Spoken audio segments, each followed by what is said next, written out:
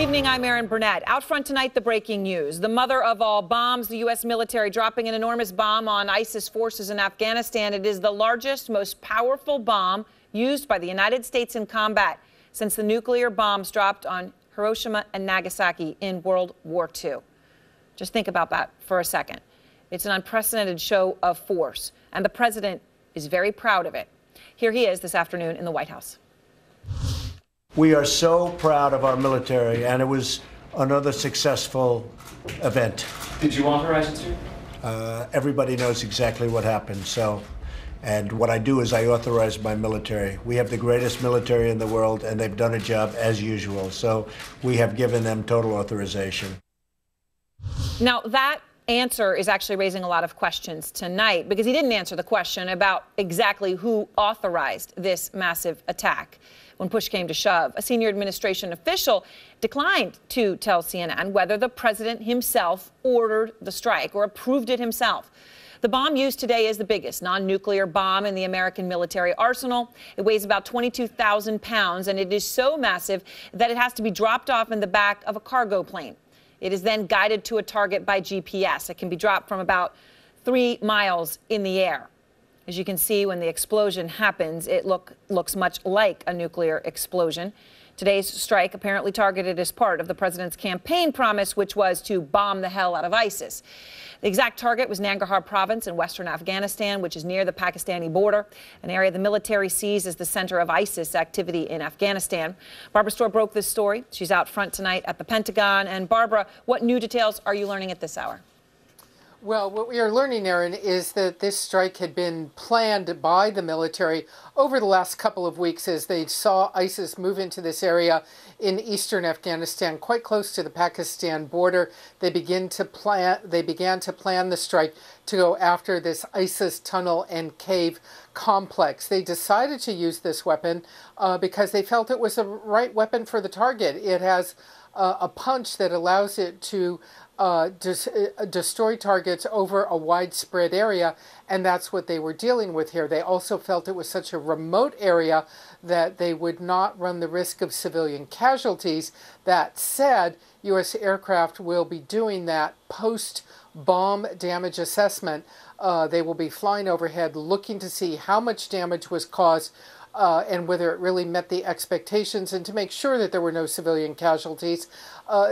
Because it was the first time it was used in a combat environment after years of being tested, they want to make sure that it worked as planned and see what they can learn from it. This had been a bomb in the U.S. inventory for over a decade.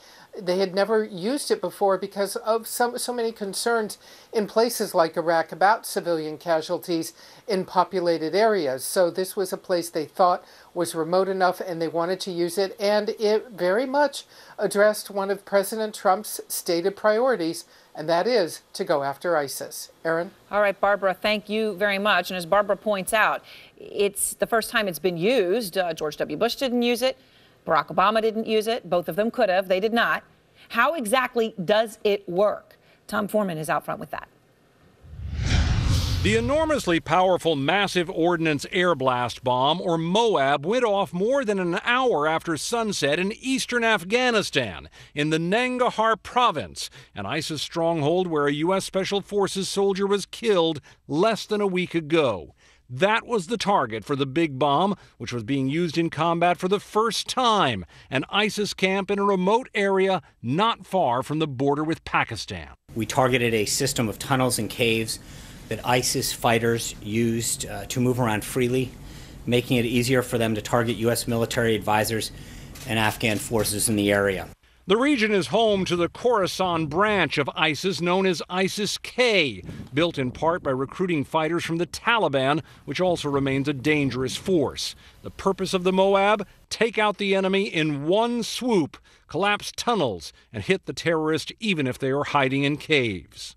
It's a concussive blast, so everybody underneath that thing is either obliterated, ears are bleeding, or they're completely destroyed.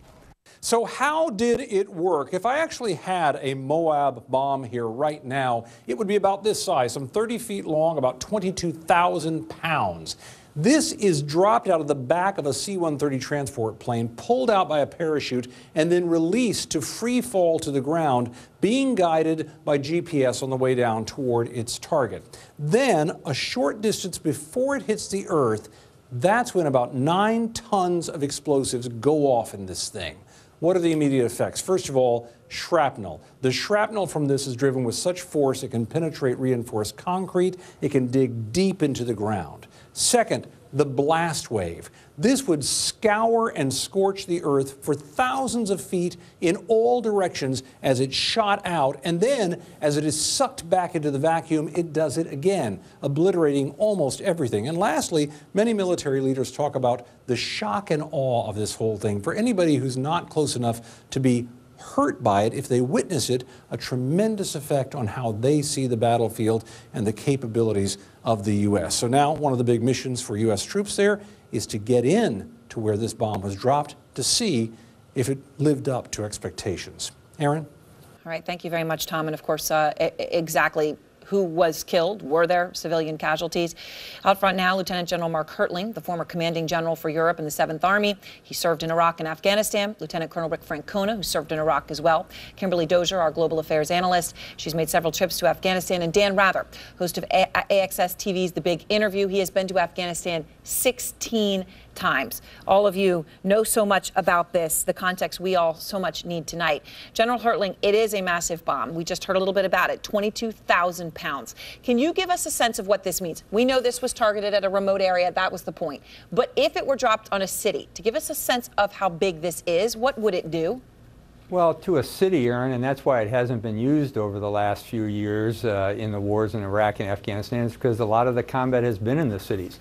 In this particular case, this bomb was used against a position that General Nicholson, a very good combat commander in Afghanistan, said, I can destroy cave complex in a defensive area, but most importantly, he can also get after the IEDs, because the overpressure of this bomb, it doesn't penetrate a cave wall, it doesn't dig deep into the ground, but it does provide overpressure to knock things down and provide those IEDs with a means of exploding. So you can clear an entire area. It will clear an area of about 15 to 20 football fields in radius. So it will be significant in terms of the area of the blast and the concussive So in device. a city, you would be talking about leveling a huge part of a city. I mean, it would be massive in terms of casualties. Yeah, depending on the constructs of the buildings, yeah, it could definitely devastate a city, knock buildings down, knock walls down, and it would kill anybody in a city. But in this case, it was out in the middle of the countryside, right, and it provided that overpressure to get rid of those IEDs, which General Nicholson is worried about. Kim, you saw a bomb explode in Afghanistan that was about 2/3 of the size of this, so not even as big. What was it like? Well, that was in the hunt for Osama bin Laden in Tora Bora, and the Bush administration launched what's called a daisy cutter. Now, at the time, we were about 2 miles back from Tora Bora from the front, and even at that distance, you got smacked in the chest, got the wind knocked out of you, and it looked like a giant nuclear mushroom cloud going off. So the next day, when we went back up the mountainside, we could see that many of the caves systems had collapsed, and a lot of the top of the mountain was sort of crispy from the effects. So it is a massively scary and effective bomb. My conversations with officials in Kabul, they've told me that General Nicholson had ordered this bomb during the Obama administration for use in the Afghan fighting system because he knew what he would be up against, that ISIS and other groups had gotten riddled in these cave systems in remote areas and were building bombs. So Dan, here's the thing. As Kim says, he ordered it, right? It was delivered earlier this year to the Afghan location. Right. Okay, but we've had it since 2003. George W. Bush. It wasn't used under him. It was not used under Barack Obama. You heard the president, right? He's proud of it. He says it was successful. He was asked today specifically about whether he authorized it. I just want to play that part again for you. Really? Everybody knows exactly what happened. And what I do is I authorize my military. We have the greatest military in the world, and they've done a job as usual. So we have given them total authorization. So Dan, we know the commanding general on the ground made the decision to strike, General Nicholson, right? We've heard about him, but we don't know. if the president signed off in advance? They came to him and said, I mean, this is a big bomb. It hasn't been used before. You would think, right, that they told him about it before, that he could have stopped it if he wanted to. He did not. Well, I think that's a reasonable analysis. As you say, we don't know whether he signed off or not. But it certainly would be strange if, as commander-in-chief, and you're going to use this weapon, the decision makes its way up the chain of command. It's hard for me to imagine that a president of the United States would not have been informed before the bomb was dropped. But given the circumstances, where they haven't said whether he authorized it or not, we have to make that as an open question. But two things. One, what President Trump said after the bomb had been dropped tells you that the old Teddy Roosevelt line of walk softly but carry a big stick. Well, the bomb was a big stick, but there's no walking softly with this president in the wake of that, for whether you like it or dislike it. Number two, as was the case with the cruise missiles in Syria, dropping bombs, putting missiles out is a presidential decision, but that's the easy part. The tough part comes is to what objective? And one of the puzzles about Afghanistan through the Bush administration and the Obama administration now is, what is the strategy? Yes. Are we there to stay for a long? What is the strategy? And the same way with Syria. Shoot the cruise missiles, the Tomahawk missiles off, but what is the strategy? It's unclear. One, whether President Trump actually has a strategy in either place, and number two, if he does, what is it? For example, let me conclude by saying that the commander in Afghanistan has been begging for additional on-the-ground troops for some long time because he knows the reality. Yeah. You can certainly damage guerrilla warfare of the type that ISIS has been carrying on in Afghanistan with bombs, but you cannot defeat this kind of guerrilla force with bombs from the air. And Colonel Francona, the center of the war on ISIS, as we all hear again and again, right?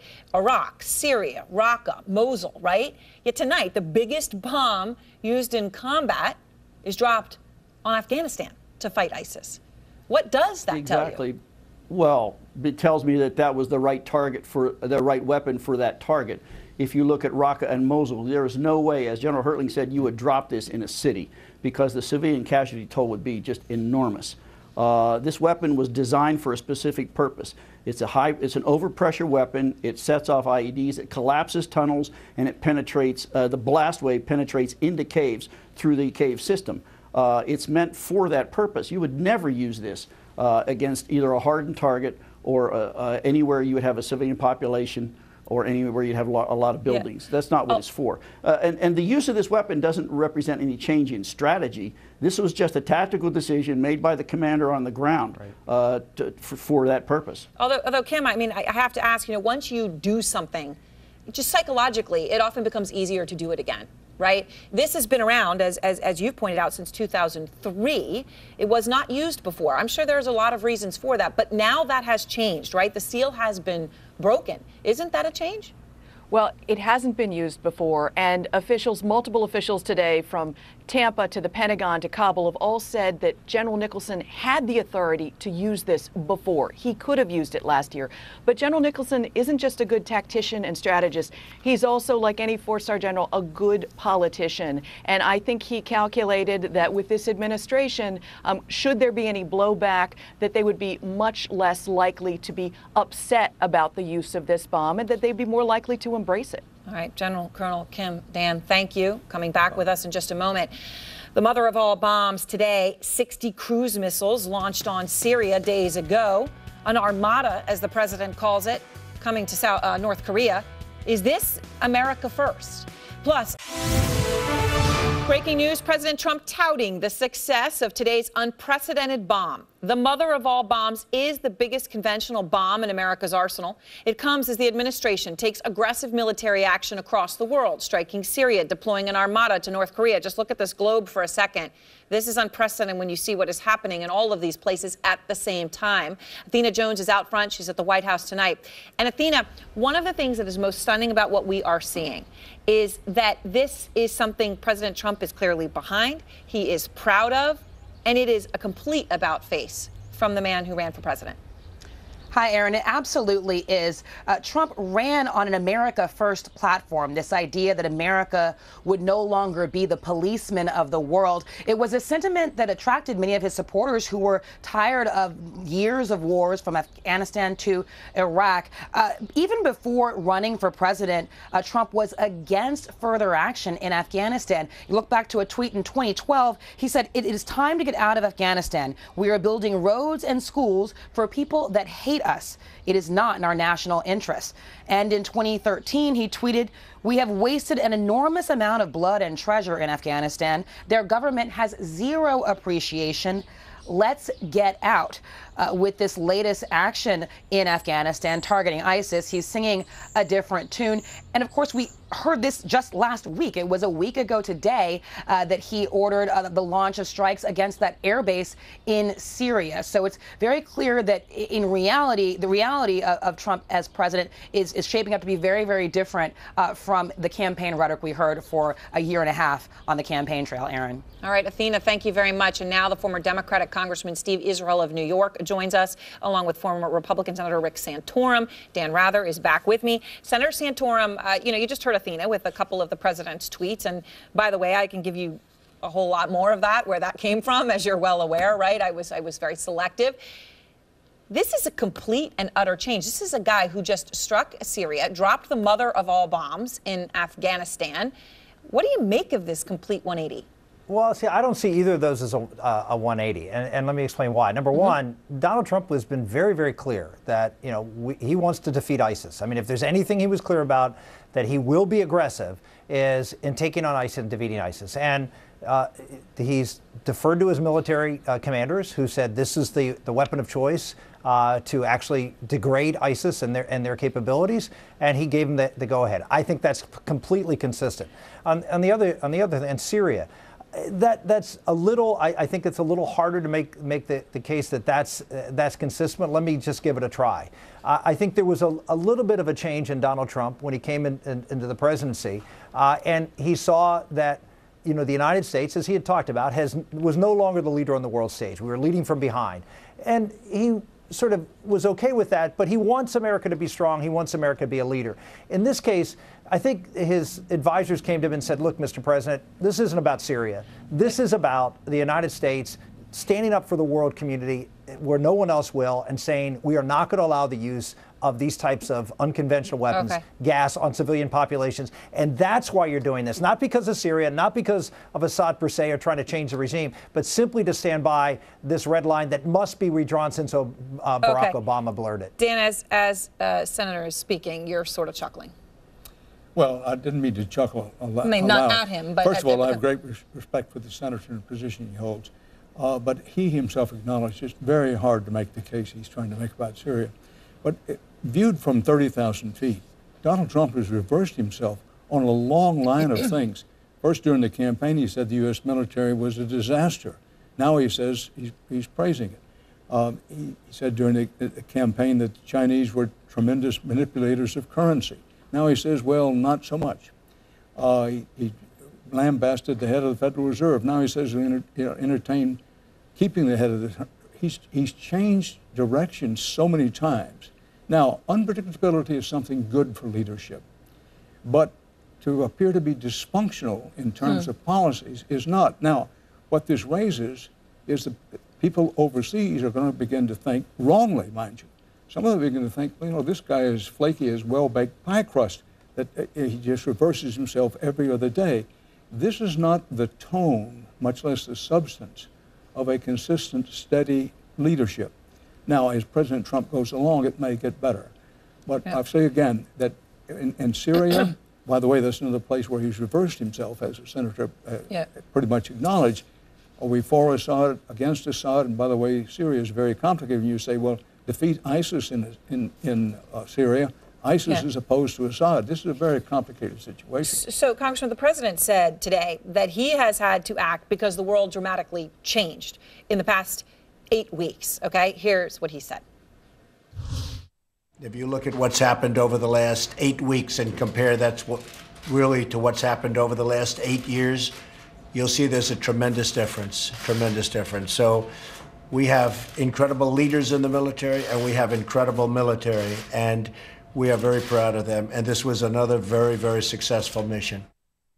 Of course, the mission he's referring to is the massive, or the mother of all bombs, right? So that's what he's specifically referring to. Congressman, do you agree with him? The world has changed dramatically? Tremendously, sorry? Well, look, there are a lot of changes. I disagree with him that the world changed the minute he was elected or sworn in. But the fact is this, Aaron, you know, things are changing. The enemies have changed. The fronts have changed. The weapons technologies have changed, as we saw with the So do you support what he's done? The only thing that's the same, well, the only thing that's the same, the only thing that hasn't changed is we are expanding our military footprint under the original use of force resolution passed by Congress right after 9/11. In 2001. And I was part of that vote. I was on the floor of the House of Representatives when we took that vote. That was before there was such a thing as ISIS. That was before we were bombing airfields in Syria. That was before we were involved and engaged in Libya. And so Congress has engaged, in my view, in a dereliction of its duty by not passing a new authorization for the use of military force. The President of the United States, Donald Trump, has changed the rules of engagement. He is giving his military leaders on the ground more flexibility. Yes. But that should not come with a blank check from the United States Congress. All right. Thank you all very much. And next, the leader of North Korea summoned CNN's reporter to a secret event. He wasn't allowed to take his phone or anything else. What happened? Who did he see? Well, we're going to show you all of that next for the first time. And tonight, the first Republican congressman to call for the White House spokesman Sean Spicer to be fired. You heard me right, Republican. He's my guest next.